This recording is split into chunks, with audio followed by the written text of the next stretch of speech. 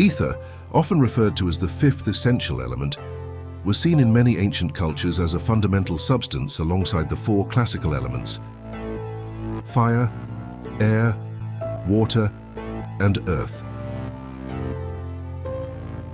This concept dates back to Greek philosophy, where ether was considered the element that filled the heavens, the substance of celestial bodies, and permeated the entire universe, serving as the medium through which light and other natural forces propagated.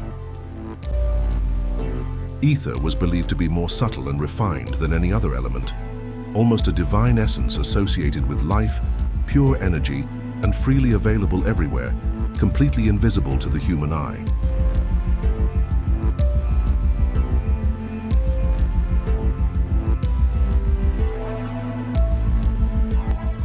However, with the advancement of modern science, the existence of ether began to be questioned.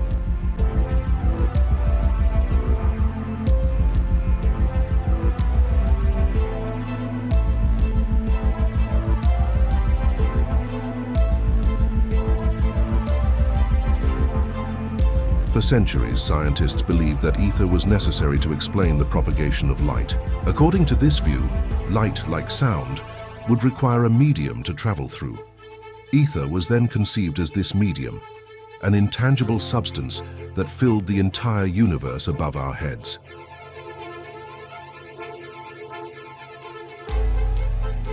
However, in 1887, the Michelson-Morley experiment, which aimed to detect the presence of ether, failed to provide conclusive evidence of its existence, casting doubt on the very concept of ether.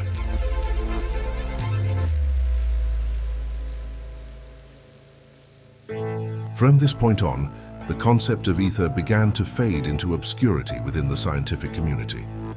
In 1908, ether was officially removed from scientific records and, consequently, also from the periodic table.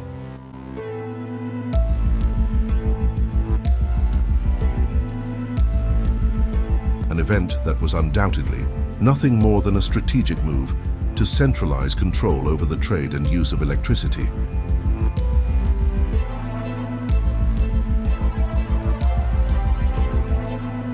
With the rise of Albert Einstein's false and biased theory of relativity, widely used to dismiss the need for ether in explaining the propagation of light, the concept was gradually abandoned. Aether was largely relegated to oblivion, considered a relic of an outdated scientific era. However, its exclusion was not merely a consequence of scientific progress, but rather a deliberate maneuver to suppress knowledge about an abundant and free energy source. What we can observe today is that the grand architectural structures of the past, such as great cathedrals and religious temples, hide a profound secret that has been preserved and guarded for millennia.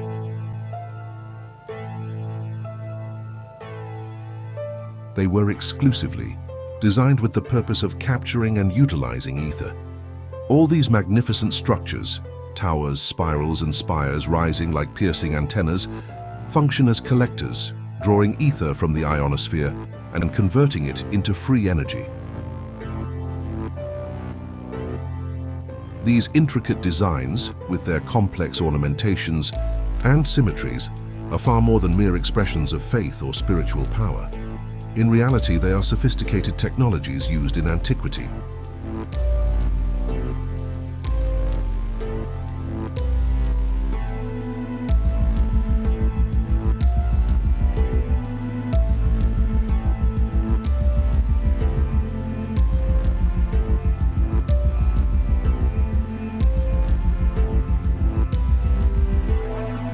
The idea that ether could be collected and converted into usable energy through these structures may seem fantastical to many. However, there are numerous records suggesting that this is not merely a theory, and we cannot ignore the fact that these antennas are still in use today.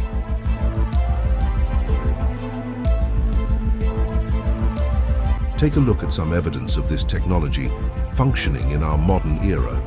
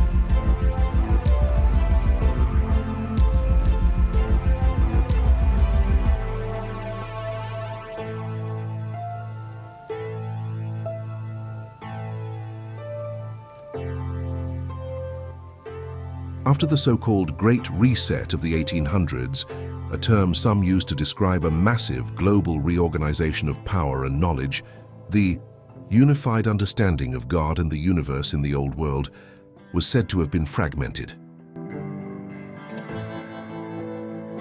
New religions and belief systems were introduced, not only to divide people, but also to conceal truths about the use of ancient technologies like ether.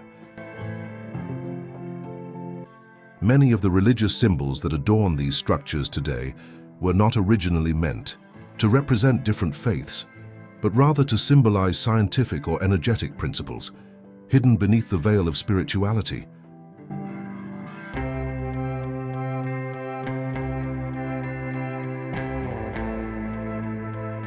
Materials such as gold and copper, frequently used in these constructions, are well known for their excellent electrical conductivity.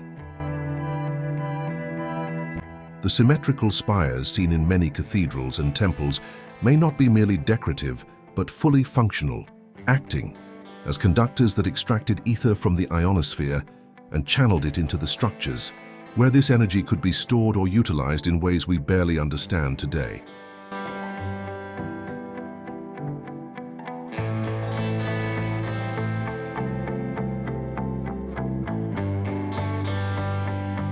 Upon examining the interiors of these domes and towers, one can observe a strong emphasis on symmetry and intricate ornamentation. In the realm of electromagnetism, symmetry plays a crucial role in the creation of cavity resonators, devices that utilize oscillations or energetic particle vibrations to generate energy. Symmetrical shapes force particles to vibrate uniformly, creating an environment conducive to energy production. This is why many of these structures feature perfectly measured ornaments that seem to follow precise mathematical and geometric principles.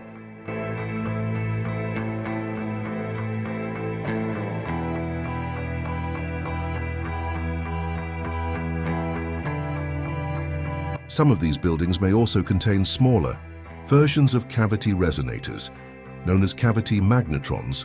A cavity magnetron is a device that generates microwaves by using the interaction of ions with a magnetic field inside a symmetrical vacuum. These devices are fundamental to many modern technologies, such as microwave ovens. However, the idea that they may have been used in ancient constructions to manipulate ether is both a brilliant and highly intriguing feat of engineering.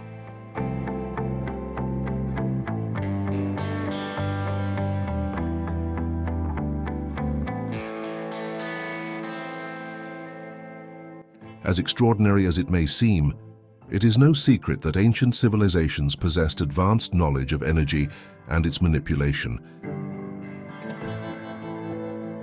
a knowledge that has been lost or deliberately hidden over time.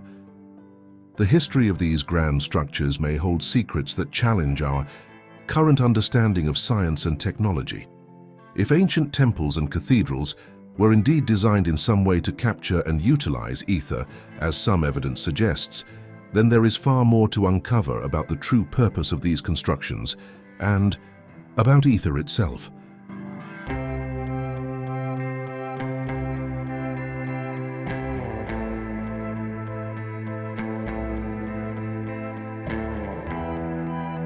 Thank you for watching. See you in the next video.